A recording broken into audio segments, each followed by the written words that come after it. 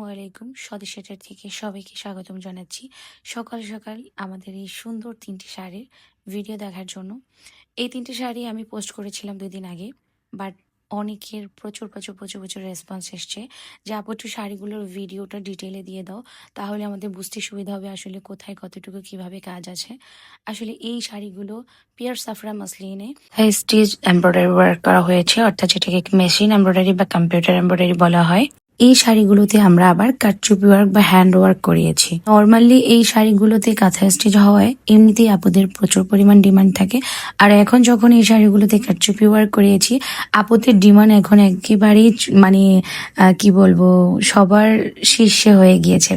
কারণ হচ্ছে একে হচ্ছে ম্যাটেরিয়ালগুলো খুবই বেশি সুন্দর, এবং হচ্ছে দ্বিতীয়ত এই বড় বড় সাইজের ফ্লাওয়ার মোটিভ থাকায় এর উপরে যখন পার্ল, কাঠদানা, সিকোয়েন্স এই ওয়ার্কগুলো পড়েছে, শাড়িগুলো দেখতে অনেক বেশি আকর্ষণীয় এবং সুন্দর লাগছে।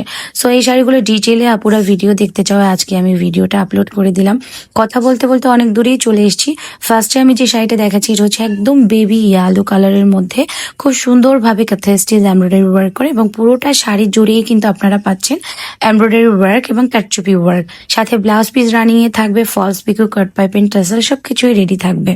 এরপরে আমরা যে শাড়িটি দেখাবো সেটা হচ্ছে বেবি পিঙ্ক বা পিচি পিঙ্ক টাইপের একটা কালার, খুবই সোবার এবং স্মুথ একটা কালার। এই শাড়িগুলোর জন্য আমি এই স্মুথ কালারগুলোই সিলেক্ট করেছি, কারণ এগুলোর উপরে বিভিন্ন কালার কম্বিনেশন দেওয়াতে শাড়িটা অনেক বেশি আকর্ষণীয় এবং সুন্দর লাগছে।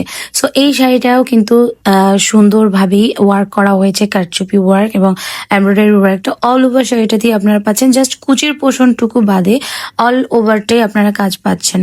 সো 3টি শাড়ি কিন্তু ডিটেইলে সুন্দরভাবে দেখিয়ে দিয়েছি। আশা করি এখন আর আপনাদের কোনো কনফিউশন থাকবে না। এবার আপনাদের অর্ডার করার পর্ব। সো অর্ডার করতে হলে পেজে ইনবক্স করুন অথবা হোয়াটসঅ্যাপ করেন। যারা হোলসেল নিতে চাচ্ছেন, আমার সাথে সরাসরি কথা বলতে চাচ্ছেন, তারা অবশ্যই হোয়াটসঅ্যাপ করবেন। আমি সরাসরি আপনাদের সাথে কথা বলবো, আর পেজে মেসেজ করলে আমাদের মডারেটররা আপনাদের সাথে কথা বলবে।